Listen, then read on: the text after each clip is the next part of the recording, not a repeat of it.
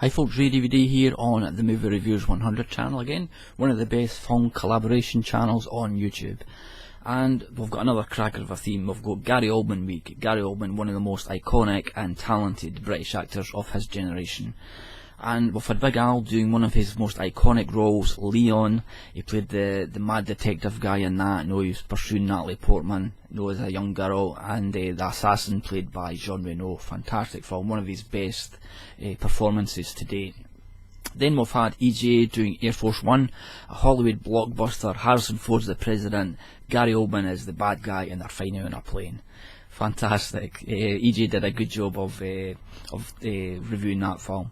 So I was thinking about a film to do, and then I just sort of I thought I would just maybe actually talk about Gary Oldman in his film career and how it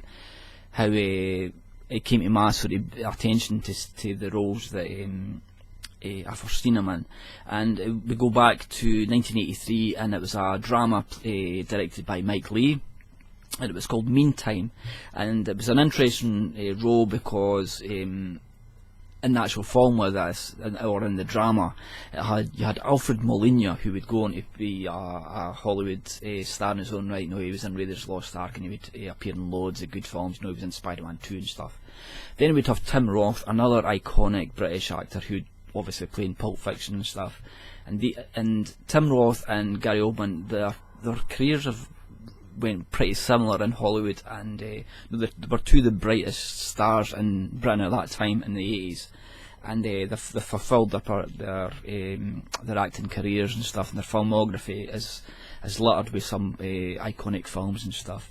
So Meantime, we have Tim Roth, who plays like the slow-witted guy in this family. The family's been hit by the recession in the Thatcher years, and it's one of these kitchen sink dramas. Mike Leigh's he's renowned for these films. So we had Tim Roth playing like the sort of shy, withdrawn character, and then we'll have Gary Oldman playing the skinhead guy, which brings me to Tim Roth. Just on a sidetrack, he was in another drama called Made in Britain, where Tim Roth played a skinhead as well.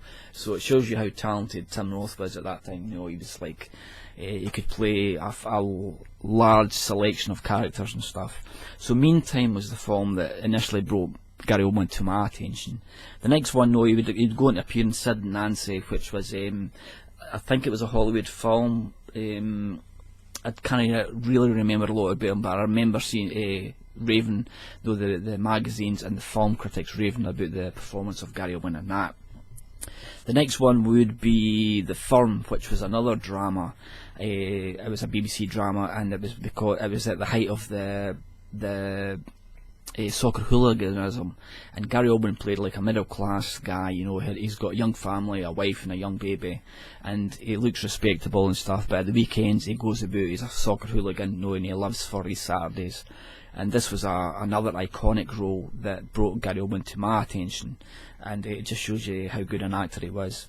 The next one that I remember was in Bram Stoker's Dracula, the Winona Ryder film made by Francis Ford Coppola. I think they two collaborated in making it, and Gary Oldman played this is when he became. Gary Oldman can play subtle, but he can also play hammy and sort of over the top characters, and this was I'm beginning to, I would say, he's sort of overblown, cheesy, maybe not cheesy, but sort of hammy roles and stuff.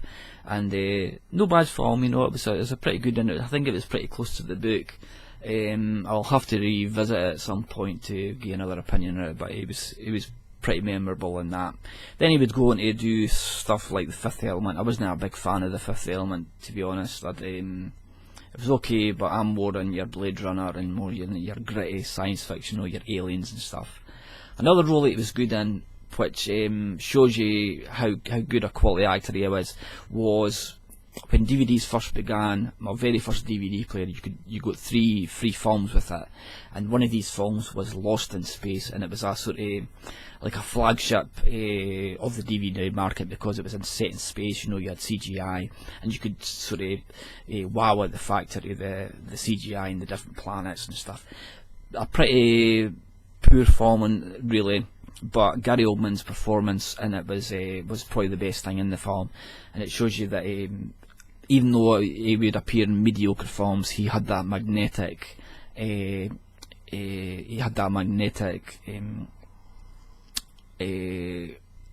performance.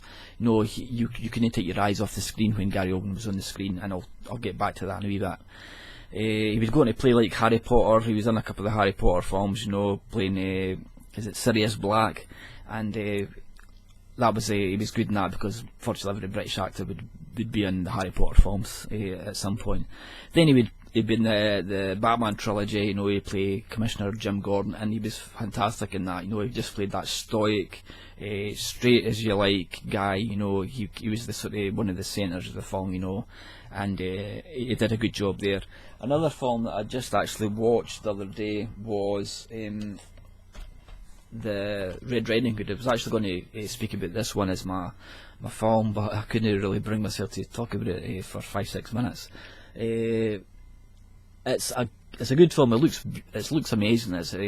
I just love that, the settings and stuff, and I like that the fairy tale element to it. But I think it had a bit of the Twilight thing, and I don't know if it was the director of the Twilight films, but I just couldn't get into that. But whenever Gary Oldman appears in this film, he lights up the screen. You know, he's got these steely eyes. You know, you just kind of take your eyes off him. You know, it resonates, that sort of performance. You know, that you want to just you want him to be on the screen all the time. And when he sort of cops it in this film, the film loses a huge impact. You know, it seems to lose its direction and its power.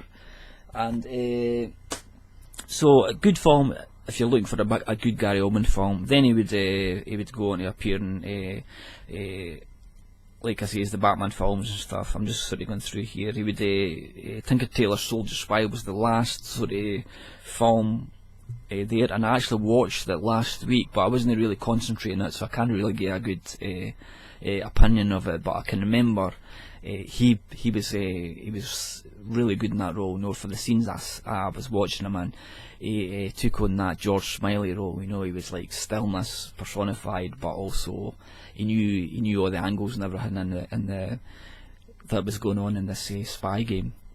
So a bit of a rambling review or whatever this week, but I was just wanting to sort of explain about Gary Oldman. No, he's a fantastic actor. He was one of the best of his generation, along with Tim Roth, and he's fulfilled that promise. No, some of the films he's been in have been pretty forgettable, but his performances have shined through in it, and he's also appeared in some fantastic films as well. So he's an actor worth watching just for his performances alone. So thanks for watching. Look out for the guys' reviews during the week. I'm sure there are going to be some fantastic films and reviews for the boys. So thanks for watching, and please subscribe and leave some comments.